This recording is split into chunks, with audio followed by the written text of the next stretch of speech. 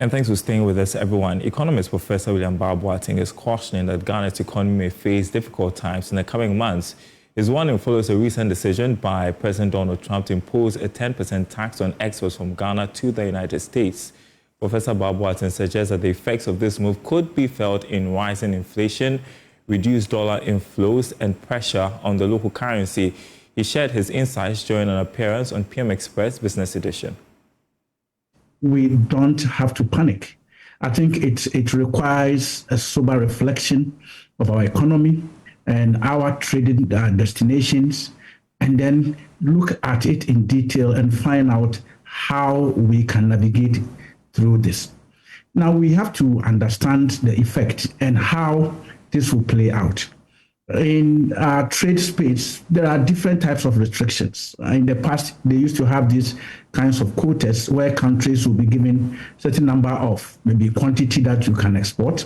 We have this tariff, we have other restrictions. Now, this is tariff. It's more like a tax imposed on your exports, in other words, imports to US. So how will it affect you as the exporting country? Now, you have to place it within the total export earnings that you have, and that will tell you the effect. Now, before I come to that, let's look at how the effect will be, the transmission mechanism, and what we should expect. Now, when tariff is imposed, it means that the price of your export in the destination country is going to go up. So it means that the consumers in US are going to buy your goods at least at 10% price hike on average. So let me put it that way. So now, the Commissioner General of the Ghana Revenue Authority, Anthony Kwesi Sarpong, has assured that all electronic transfer levy deductions made after April 2 this year will be refunded. This follows a directive for charging entities to suspend deductions after the Ghana Revenue Authority issued a secured gazette notice for the repeal of the tax. Sarpong shared these details with journalists during a retreat for the top management of the authority.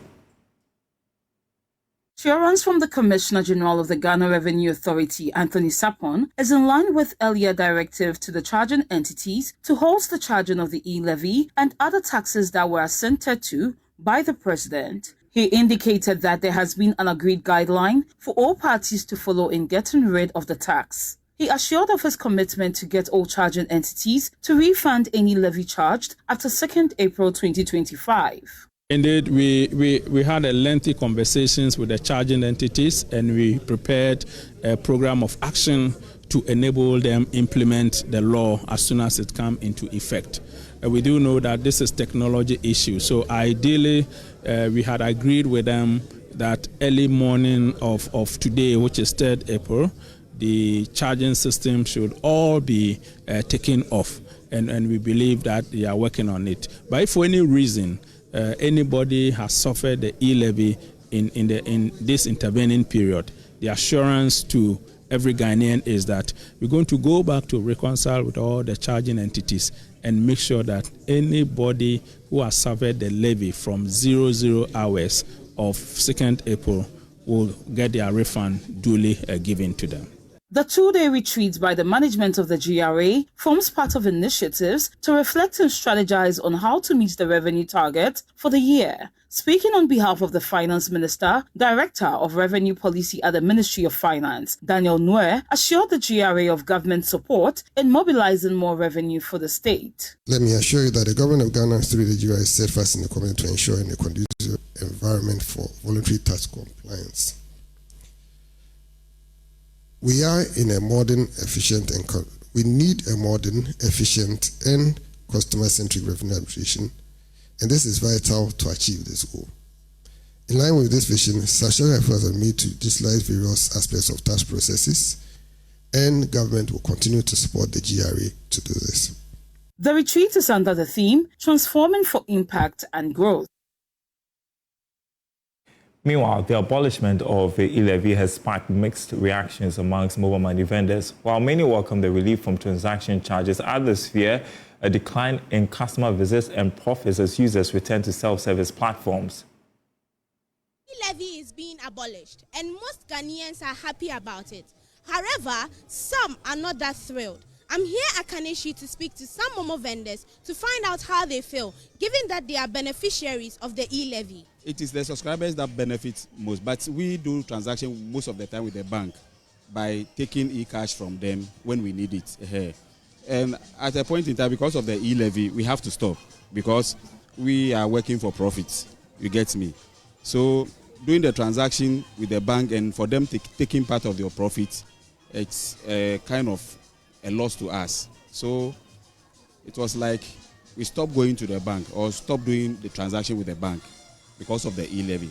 But for now, yes, we can go back and do business with the bank because there is no more E-levy. Do you think it will affect your business in any way? Oh yes, of course, it will.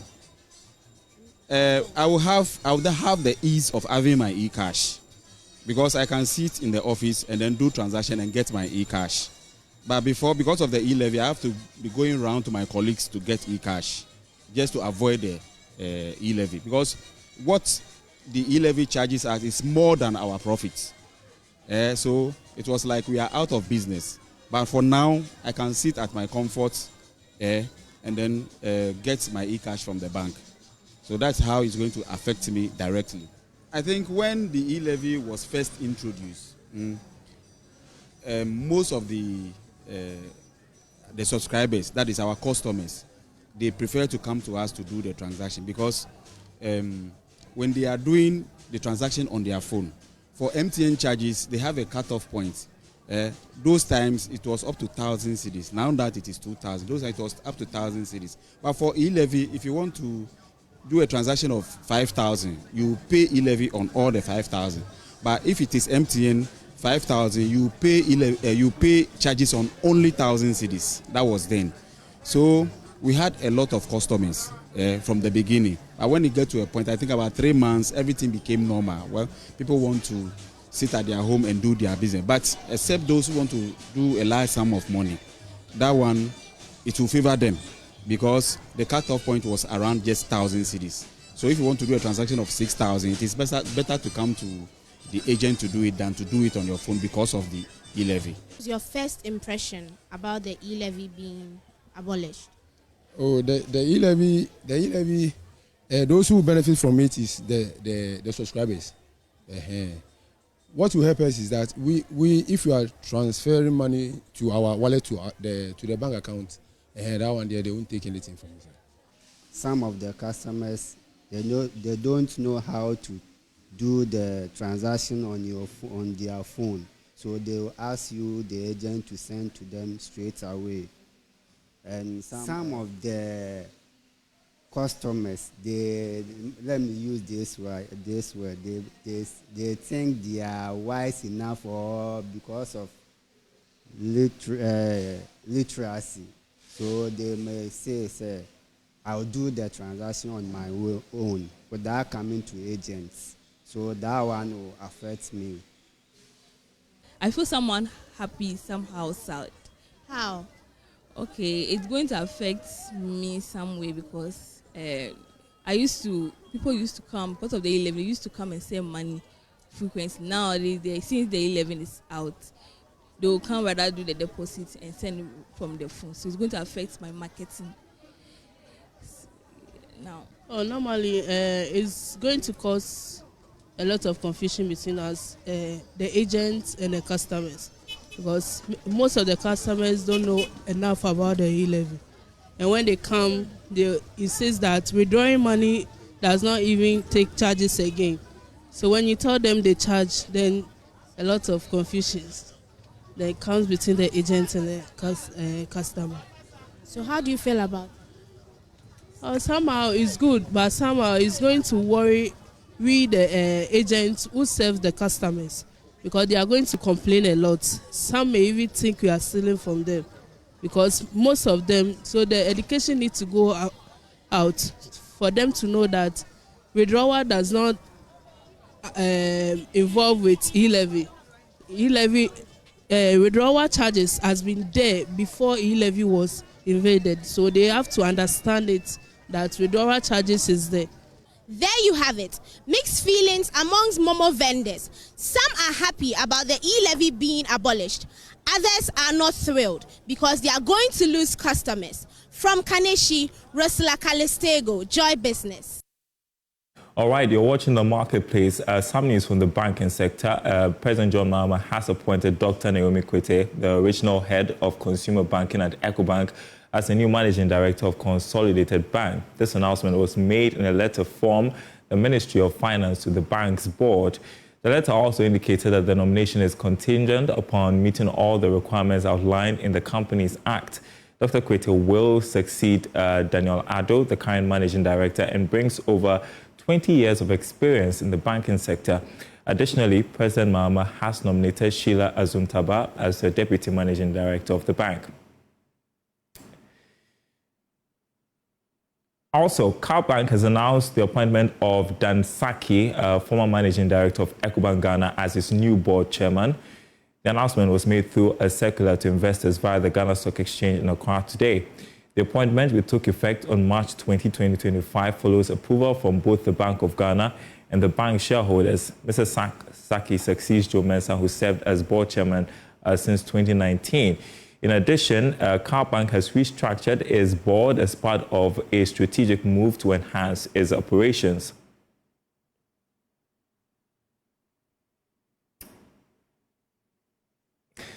The Amenfiman Rural Bank has set aside 35 million cedis to be disbursed to about 318 traders affected by the blue light market fire in Udum Kumasi. Interest on the loans is being reduced between 4 and 6% based on cases presented. In supporting affected clients with existing loan facilities, the bank is offering a renegotiation of the loans. Anaya Ojima visited the market where the bank donated 200,000 cedis to support the traders. He filed this report. According to the National Disaster Management Organization, about 2,900 traders were affected by the Adum fire. Among the affected persons is Obed Ousu, who runs XG Collection, a boutique at the Blue Light Enclave. The shop was opened a year ago with a loan which is yet to be fully settled. I got a loan of 500,000 cedis for my shop. I had just 2 tranches to complete the repayment when the fire happened. Traders in the area are awaiting authorization to commence rebuilding, but Obed, like others, is making plans to restart the business. The offer by Amenfiman Rural Bank, including a cut in interest rate, will present opportunities for the traders who are interested in rebuilding. Chief Executive Officer Dr. Alexander Asma speaks of measures to mitigate risk being incurred by the bank. So the bank is discounting the upfront charges by 50% so that they wouldn't have to have so much deductions before they have the loans. And we also have a loan package which most of the people here have actually subscribed to. The loan package that we call collateral-free loan. That is what we are promoting by the Don't Call Me promo. And so most of them have taken loans without collaterals, and they need to place a cash lien of about 20%. That one to the board has decided to also give concession on that because most of the people have actually lost their entire capital and they wouldn't have any money to place upfront.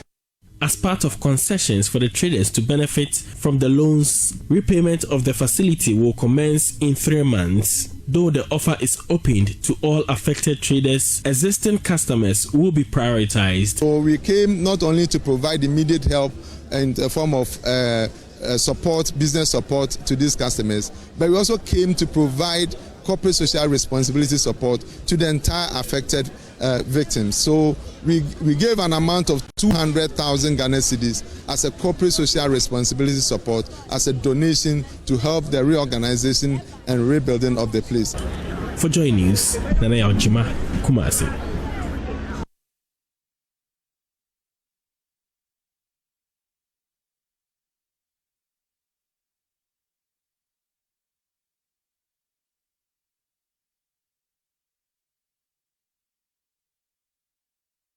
All right, you're watching The Marketplace. We're taking a short break. As you can see, I'm already seated. Show Business is coming up next. All right, welcome to Show Business. International news dominated by the Trump tariffs. That is subject for this segment as well. The recent US tariffs on imports from Ghana could have far-reaching consequences for Ghana's burgeoning creative industry. My colleague Isaac Atasenyaku joins me in studio to discuss this. Who would have thought, Isaac? And so you've been looking through data from, the list of goods affected by the Trump tariffs. What did you discover?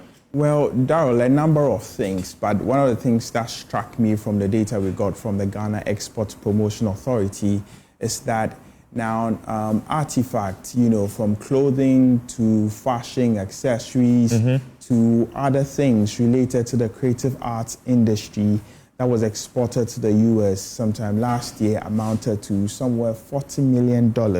Now, that's pretty huge. Now, if we take that figure alone, that's huge. Look at what that money can do to this economy. Now, with this tariff in place, what are some of the likely impacts? What are we likely to see?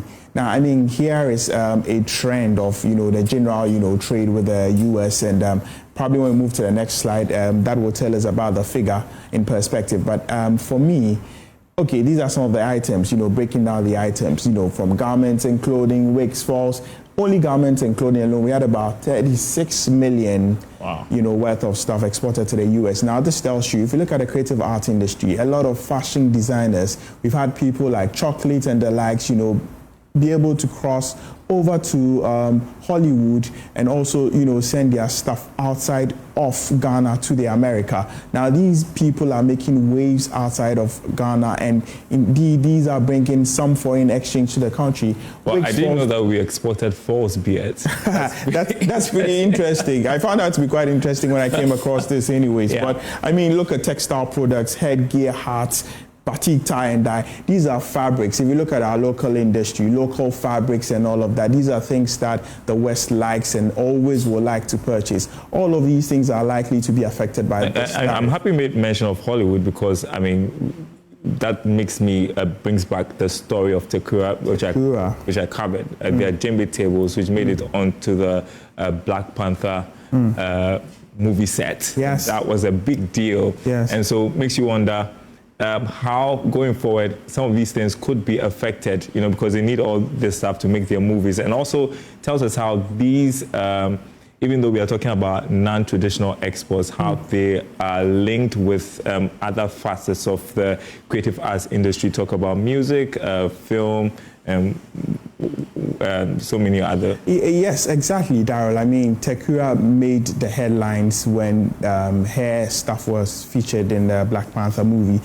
If you go to the Art and Crafts Village at Ebri, dotted across certain parts of the city, you realize that a chunk of their market is in the US, or let me say the West for that matter. You featured one artist from Cape Coast quite recently on your program, Joy Business Van. That's true. And he also did mention that a chunk of his, market is in the US. Now, all of these products, all of these individuals are likely to be affected by this. The other side of the coin is, now, if we are not going to have anybody showcasing similar artifacts elsewhere, that's going to cost lesser, then maybe we could still say these amounts that come in may not necessarily change. But if they're going to face stiffer competition, what it means is that the demand is going to drop, because if they go on the shelves and the Ghanaian artifacts are more expensive than artifacts from elsewhere, this could affect, individuals here, businesses here. And some of these people are small businesses. If you look at the beads, for instance, these are like very small young ladies, young men who've been able to, build a craft for themselves, doing beads, going into fashion. And some of these things are very beneficial for them. And you imagine what a ripple effect will be, Darryl. Yeah, let me quote Yao Force, and he just spoke into my ears. So he says that if demand for these goods are inelastic, there's going to be a shift, putting it in economic terms. And so, going forward, what are the opportunities and challenges for us as a country? Exploring other markets. That has been said, exploring other markets, how we are able to find other markets to make sure that the shortfall from the US, for instance, if we export, let's say, 100, bills of clothing to the US, bills of, Ghanaian-made clothing to the US, and the tariff causes us to lose about 20, or we export 20 less, where do we send the rest of the 20? How do we grow that? That is what we should be maximizing. A lot of talk has been done about the after, how we are maximizing this. We should be able to take advantage of this. Also the East. We do have some relations with China and all of that. But what's the demand there like that somebody would argue? I mean, they don't need these items like maybe the US market would. I can agree, maybe with Africa. A Kenyan probably may not buy a batik from Ghana, but you will never know. It depends on how we craft some of these things, how we brand some of these things and market it. Now, I'd like to own a piece of a Kenyan fabric, for instance. I'm sure a Kenyan would like to own a piece of a Ghanaian fabric. Kente is unique. We spoke about Kente, had a feature on radio for our Ghana Man series. Kente is unique. How are we projecting this? So our ability to brand and market some of these artifacts is what will do the trick, Daryl. Right. Interesting stuff. Thank you always for coming through, Isaac Atasenyako. And that's it for the marketplace. Thanks for watching, everyone. More news on our website, myjoyonline.com/business. Enjoy the rest of your weekend.